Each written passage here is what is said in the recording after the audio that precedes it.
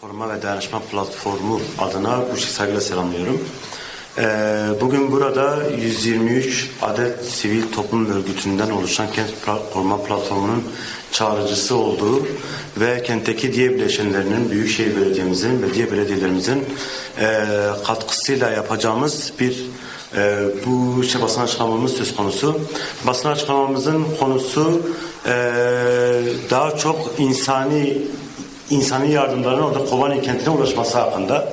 Sizin de bildiğiniz gibi 6 Ocak'tan beridir Suriye'de Kürtlerin çoğunlukta olduğu bölgelere karşı yürütülen savaş sonrası bazı kentlerimiz çok yoğun göç aldı ve bu kentlerimizden birisi işte Kobani kenti.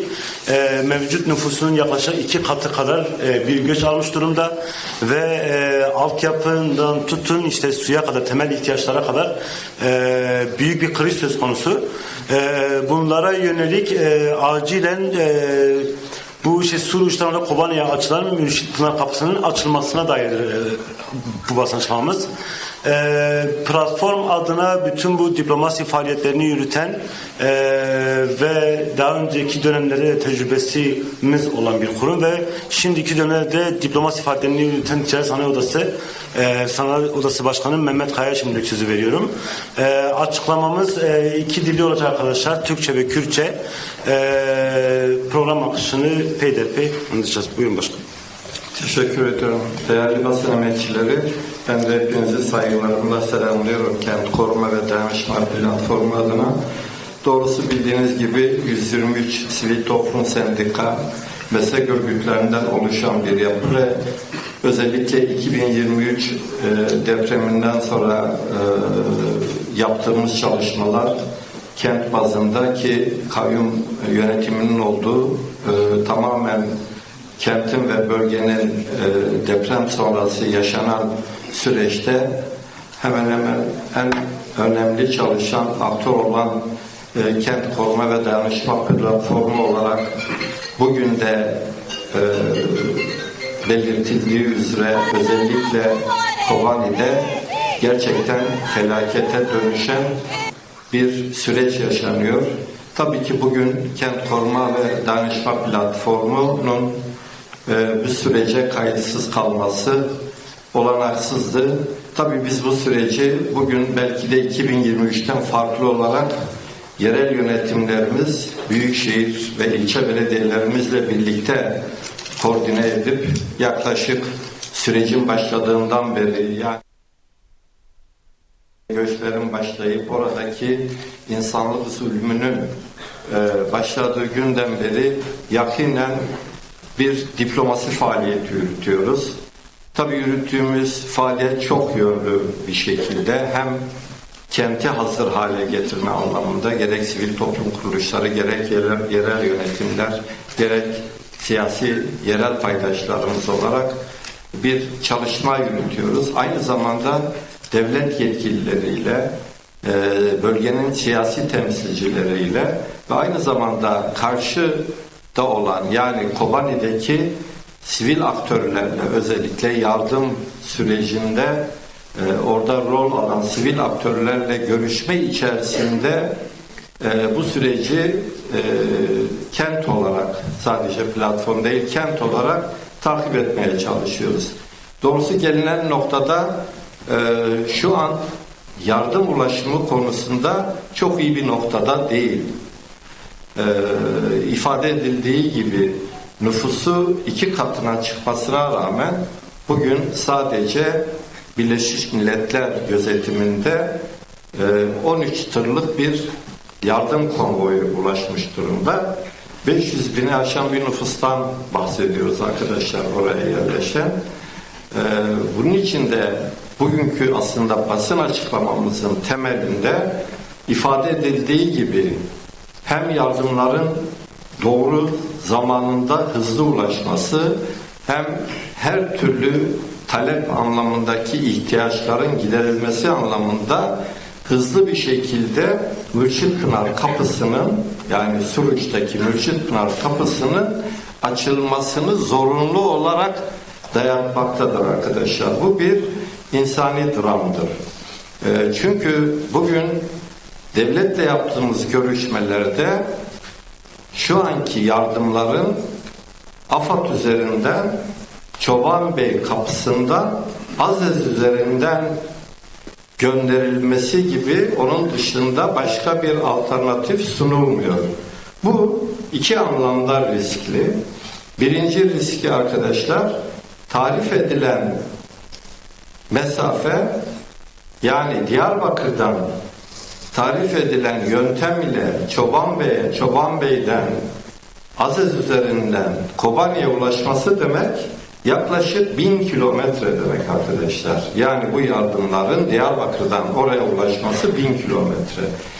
Biz ise bugün Diyarbakır'dan, ki 2 milyonluk bir kent, işte sivil toplumuyla, belediyeleriyle bu işi çok rahatlıkla Kobani'deki tüm ihtiyaçları karşılayacak gücü olan bir kentten biz 230 kilometrelik Mürşitpınar kapısından çok rahatlıkla, hızlı bir şekilde günlük ihtiyacı karşılayacak kadar bir donanıma sahibiz. Birincisi, bunun bir an önce Mürşitpınar kapısı üzerinden yapılması. Doğrusu ikinci risk, evet, Türkiye'de de ifade ediliyor. Hükümet yetkilileri de bize ifade ettiler. Biz de böyle bakıyoruz. Kobani'deki insanlar bizim kardeşlerimiz. Doğrusu hükümet yetkilileriyle görüştüğümüzde de aynı ifadeleri onlardan da duyuyoruz. Evet, onlar bizim de kardeşimiz. Biz de yardım ulaştıracağız. O zaman bu yardımı bizim yapmamız lazım. Yani Türkiye'den yapılması gerekiyor. Mürşitpınar'dan yapılması gerekiyor. Yani Türkiye'nin duyarlı kesiminin Mürşitpınar'dan yardım etmesi gerekiyor. Aksi takdirde sizler de izliyorsunuz. Birleşmiş Milletler olsun, ne uluslararası bir güç tarafından ne de işte bugün bu olaya sebep olan Suriye rejimi tarafından böyle bir yardımın ulaştırılması doğrusu bizde de rahatsızlık yaratıyor. Yani gerçekten bu insanlar bizim kardeşimiz. Türkiye bu anlamda bu yardımı kendisi direkt olarak, bizler de Mürşitpınar'dan direkt Kobani'ye ulaşacak yolumuz varken, bu geçmişte de yapılan bir yöntem, bunun yapılmasının zorunlu olduğuna inanıyoruz. Biz bu çerçevede çalışmalarımıza, diplomatik görüşmelerimize devam edeceğiz. Çok yakın bir zamanda, yani bugün biz, yarın büyük bir ihtimalle önemli bir miktarda yardımımız hazır halde. Onların ulaşımı için siyasi yetkililer de, bölge temsilcileri de şu an hükümet yetkilileriyle görüşmeler yapıyor. Mürşitpınar kapısının açılmasını istiyoruz ve açılmasının gerekli olduğuna inanıyoruz ki biz topladığımız ve bundan sonra toplayacağımız yardımların Mürşitpınar üzerinden Kobani'ye ulaşmasını sağlayalım. Bunlar insani yardımdır. Orada basından da takip ediyoruz. Soğuktan, açlıktan ölen insanlar olduğunu duyuyoruz. Biz oradan gerekli olan ihtiyaçlar doğrultusunda, o ihtiyaçlar da bizlere bildirildi. Tamamen o çerçevede hem kendimiz bugün temin ettik, hem de süreç içerisinde yapacağımız kampanyalarda, gerek platform gerek belediyelerimizle birlikte yapacağımız kampanyalarda biz çok rahatlıkla Kobani'deki bu dramı sonlandıracak yardımı, insani yardımı sağlayacak güce sahibiz. Burada bizim doğrusu devletten özellikle beklentimiz ve olması gereken, bir an önce Mürşitpınar kapılarının açılması. Biz kapı açıldığı takdirde 2 saat içerisinde hazır olan yardım konvoyumuzu hızlı bir şekilde ulaştırmaya hazır durumdayız.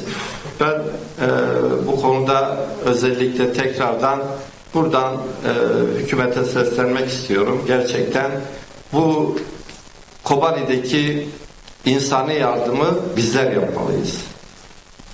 Bu yardımı o insanlar bizden yardım bekliyor.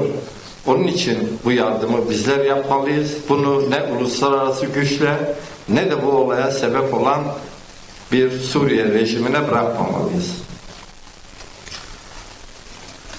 Gelek Spas Başkan. Sayın Ticaret Sanayi Odası Başkanı Mehmet Kaya'nın konuşmasını teşekkür ediyoruz. Şimdilik sözü Büyükşehir Belediyesi Eş Başkanımız Serra Bucak.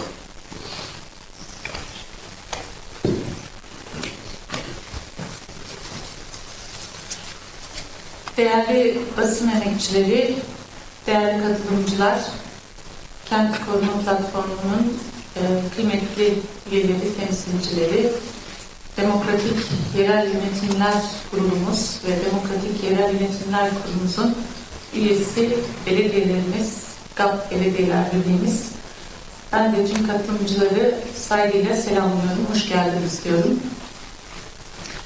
Tabii değerli arkadaşlarımız uzun ifade ettiler. Birkaç gündür süren bir çalışmanın aslında sizlere özetini ifade ettiler.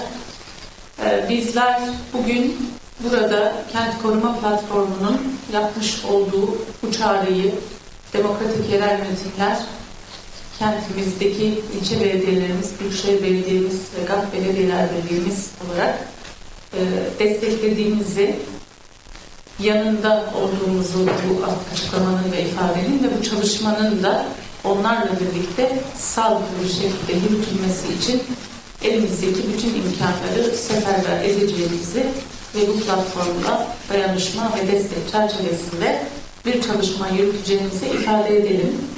Elbette gönül ister ki böyle bir çalışmaya ne kent olarak bizler, ne yerel yönetimlerimiz, ne sivil toplumumuz ihtiyaç duymasın. Bizler ne yazık ki bu acılı coğrafyada, bu kederli coğrafyada 10 yılda bir tekrarı yaşamaktayız. Arkadaşlar bilir, bundan yaklaşık 10 yıl kadar önce yine bu sınır kapılarında insani desteği, dayanışmayı götürmek için çabalayan bir kent, bir halk gerçeği vardı. Şimdi bu konuda elbette halkımızın duyarlı olduğunu, kentimizin duyarlı olduğunu, halkımızın dostlarının duyarlı olduğunu bilmekteyiz. Bu duyarlılığı sonuna kadar da sürdüreceklerinden hiçbir şüphemiz yok. Ama biz buradan elbette bir destek, bir dayanışma çağrısı yaparken öncelikle bu savaşın bitmesi çağrısını yapmaktayız. Çünkü bizler biliyoruz ki savaş ve savaşın tekrar eden tüm süreçleri ne yazık ki halklara, kadınlara, çocuklara bir ölüm ve bir tehdit oluşturmakta. 6 Ocak'tan bu yana süre gelen, Halep'te başlayan ve Halep'teki halkımızın göçüyle devam eden ne yazık ki yoğun bir çatışma söz konusu. Ve ne yazık ki bu çatışmanın çoklu partnerleri olduğunu biliyoruz, görüyoruz. Bu çoklu çatışmanın ve sürecin, karmaşık sürecin orta yerinde bir halk var. 10 yıldan fazladır kendi fiili özelliğini sürdürmüş, kendi barışçıl yapılarını, çalışmalarını, kurumlarını Arap halklarıyla, Kürt halkıyla, başka halklarla hep birlikte sürdürebilmiş bir gerçeklik var. Şimdi bütün bu gerçekliğe gözümüzü yumarak, bütün bu gerçeklik ortada yokmuş gibi davranarak ne yazık ki uluslararası bir krizin orta yerinde bir dayanışmadan, bir kapının açılmasından bahsediyoruz. Bu sebeple bizim buradan çağrımız elbette öncelikli olarak bu kapının açılmasını istiyoruz. Burada ifade edildi, en doğru olan, en sağlıklı olan, en doğrudan olan Mürşitpınar kapısının açılması. Burası Suruç'un sınırı, Suruç'un sınır kapısı, yani bizim ülkemizin, bizim bölgemizin, bizim kentlerimizin, bizim bu dayanışmayı, desteği doğru, sağlıklı bir şekilde dolaysız, doğrudan iletebileceğimiz tek kapı. Bu kapının açılması hem Türkiye Cumhuriyeti Hükümeti açısından, hem bizler açısından, hem yerellerdeki dinamiklerimiz açısından en sağlıklısı olacaktır. Bu çağrıyı söylemekle birlikte aslında bu savaşın son bulmasını, ortada bir ateşkes var. bildiğiniz gibi bunun bir ateşkes olduğuna dair hem kamuoyunun hem uluslararası toplumun hem Kürt toplumunun çok ciddi şüpheleri var. Bunun gerçek manada bir ateşkes olmadığı, iktidarların, el sahiplerinin bir ateşkes ilan ederken bu ateşkesin ardından ne yazık ki arka planda bazı planların masaya yatırıldığını iyi biliyoruz. Bu sebeple buradan çağrımız bunca yıldır Suriye'de, bu coğrafyada birlikte bir yaşamın, demokratik bir yaşamın, barışçıl bir yaşamın mümkün olduğunu sadece söylemekle kalmayan, kendi pratikleriyle ortaya çıkaran tüm halkların, başta Kürt halkı olmak üzere, Alevilerin, Dürzilerin, başka toplulukların, Arapların, Arap Alevilerin bir arada yaşayabileceği bir coğrafya mümkün. Savaşsız, sömürüsüz, şiddetsiz bir coğrafya mümkün. Bu sebeple buradan bugün başlatacağımız ve biz biliyoruz ki halkımızın çok büyük bir dayanışmayla sahip çıkacağı bu kampanya çok önemli ama bu kampanyadan da öte en önemlisi, en doğrusu bu platformla birlikte tüm yerel yönetimlerimizin, tüm kent dinamiklerimizin aslında barışçıl bir yaşamın mümkün olduğunu, bu savaşın, bu çatışmanın derhal müzakereyle kurulacak barış masalarıyla, müzakere masalarıyla ve doğru muhataplarla ilerletilerek halkların lehine, çocukların, kadınların orada birlikte yaşama iradesini gösteren tüm herkesin lehine bir kararla yanı başımızda komşularımız, akrabalarımız ve bundan sonra da dost olarak yaşamak istediğimiz diğer halklarla Orta Doğu coğrafyasında bir barışçıl yaşamın mümkün olduğunu buradan ifade etmek. Kent Koruma Platformu adına Mehmet Başkan ifade etti.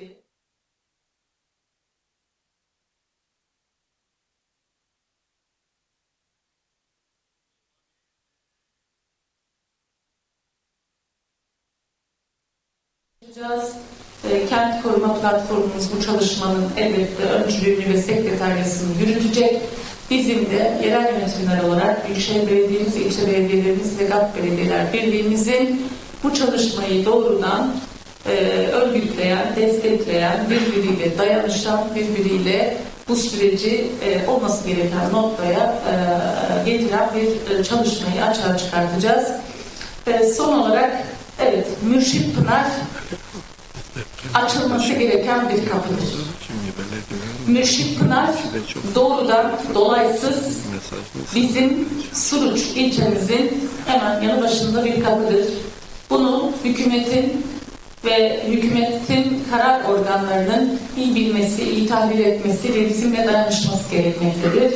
Türkiye iktidarıyla, muhalefetiyle bu savaşın, bu çatışmanın karşısında durmalı.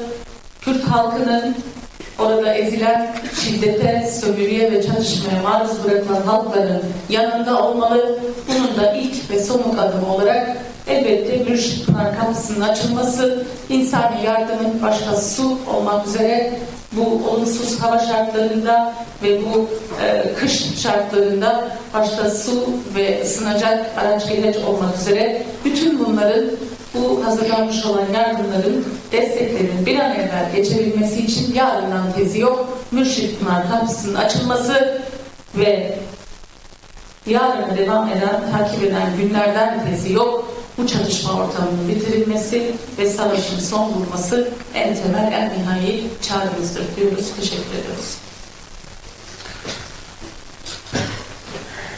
Teşekkür ederiz Sayın Başkan. Şimdi basın açıklamamıza arkadaşlar geçiyoruz. İlkin Kürtçesini okumak üzere Sayın Diyarbakır Barosu Başkanı Abdülkadir Gülec'e sözü veriyorum.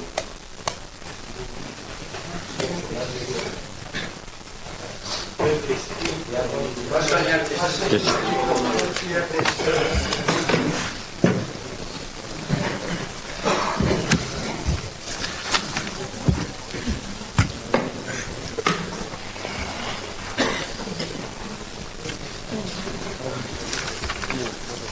شاپمنیا هجا بشتروان عزیز ام لسر ناو پلاتفورما پشکری و پراستنا باجار آمده em hemiya Brezdarî silav dikin.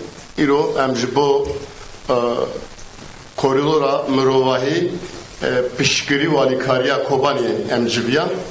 Niha ez ê jî daxuyaniya xwe, daxuyaniya platformê ez ê bi Kurdî baxifim, bi Kurdî bixwînim.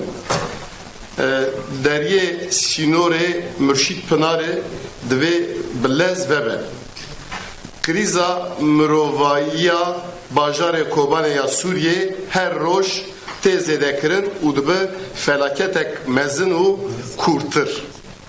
Di hefteyên dawî de bi sedema dalgaya mezina koçberiyê nüfusa bajêr bi lez zêde bûye û gihîştiye nêzîkî 500,000 kesan. Binsaziya bajêr nikare vê barê hilgirê. Gihîştina li serpêşî, xwarin, ava pak û karûbarên tenduristiyê bi krîzek giran re rûbirû mayîn. Sedema bingehîna vê koçberiya mezin êrişên hêzên hikûmeta demkiya li Şamê ye ku bi taybetî li heremên ku Kurdên zêde li wan dijîn têne kirin. Armançkirina cihên ku sivîlan lê dijîn jiyan ne gengazkiriye û bi 100,000 kes mecbûr kir ku Kobanê re bigire.